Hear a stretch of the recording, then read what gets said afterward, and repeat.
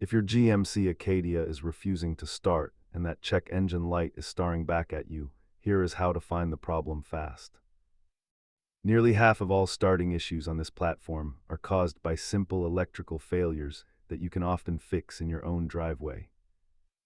Before you call a tow truck, let's walk through the diagnostic steps to identify the exact culprit. Start by checking your battery connections and scanning the computer for error codes to see what the vehicle is reporting. On many Acadia models, a faulty EVAP purge valve causes a vacuum leak that prevents the engine from firing up correctly. If you hear the engine cranking but it won't catch, your fuel pump or high-pressure rail might not be delivering gas.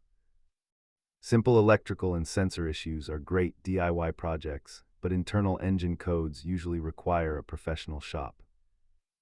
Repair costs vary wildly, ranging from $100 for a sensor to nearly $1,000 for a fuel pump. Using a multimeter is the best way to confirm if your battery has enough juice to actually engage the starter motor. Make sure you have these basic tools ready before you start pulling parts off your Acadia's engine. Always address that check engine light immediately to prevent a small sensor failure from damaging your catalytic converters. Check those battery terminals first and stay safe under the hood. Subscribe for more troubleshooting guides for your GMC.